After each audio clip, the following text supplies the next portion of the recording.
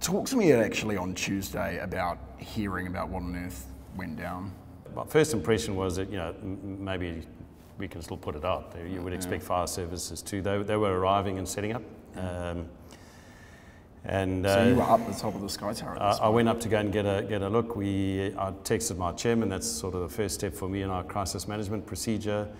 The general text went out to our management team that are involved in crisis management to convene in our boardroom, and I had a look quickly from the Sky Tower first, got back into that first crisis management meeting, and our plan started to roll from there. So Graham, this was your vantage point. We still see some smoke now. What a mess. Yeah, no, it's a mess, and I haven't been actually up here since the fire started. I mean, I've seen lots of pictures of this, but it's the first time I'm looking down on it, and it's going to be really interesting to figure out the way forward from there. Yeah. What did you? I mean, do you have fears that this thing's a write-off? I genuinely don't know. It's not my competence. In one sense, you look at it and the external walls and the facade and everything looks fine. Obviously, the roof is gone, and I don't know how you replace the roof and the stuff that was under. There was a lot of cabling and conduct. I mean, a lot of work went into that with 6 cranes in place. I don't know how you fix it and not break the facade that still exists. That's a challenge for engineers and Fletcher to figure out. That's just very sad. It's very sad. Devastated, sad, depressed when I looked down at it, relieved that there were no people involved. Give me a weekend and we'll start to get optimistic about how we're going to rebuild it. But that's how I'm feeling. Were you as surprised as I was with the announcement of the straw? Did you realise you'd spent $700 million on a convention centre made of straw? Well, I think the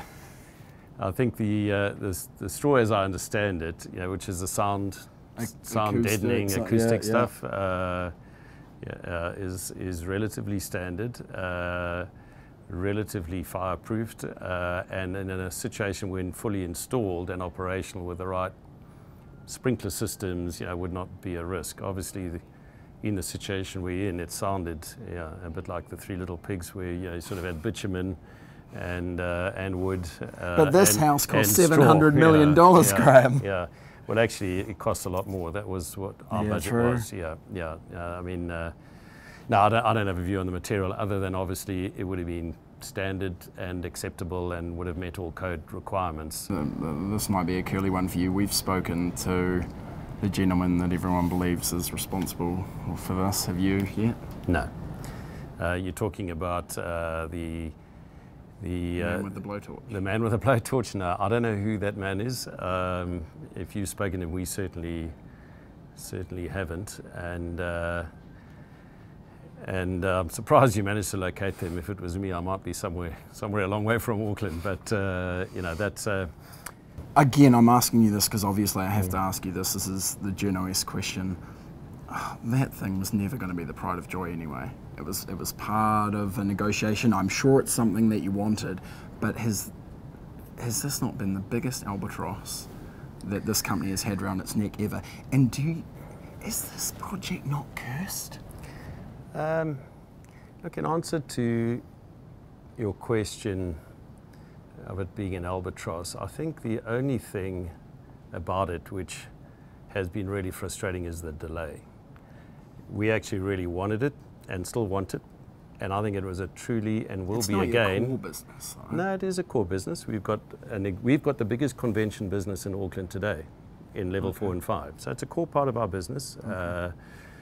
And we're really looking forward to getting this new convention centre, which I think is and hopefully will be a truly iconic building. Was there a point at any point when, so we were obviously out there and we went up in the Auckland Council building actually and looked down, and when the fire was raging, there's going to be an air bridge one day between the casino obviously here and that main building. Was there ever a point where you thought, holy crap, what if?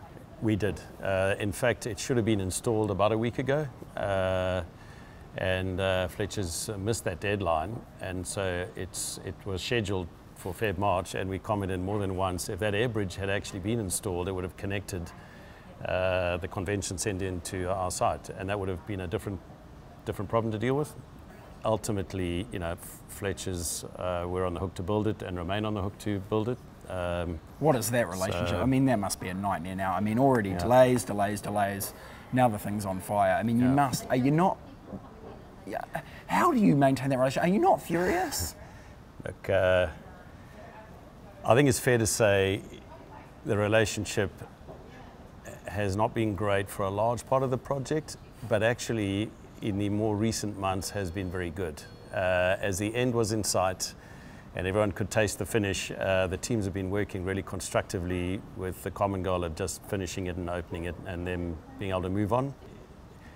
Assuming insurance and everything kicks in and Fletcher's honour and rebuild, you know, we're exposed to a loss of earnings from 2021 from operating the convention centre, and that loss of earnings would be predominantly knock-on business from hotel and F&B. You must be thinking to a degree, holy crap, I've got a whole strategy for this company that I've worked incredibly hard on that is the future of the business. That centre is enormous. Yeah. You're thinking about, you must at least have a glance at the stock price, don't you, and say, crikey, surely. You know, to be totally honest, I haven't yet looked at the share price and I couldn't tell you what it is. And that's the truth.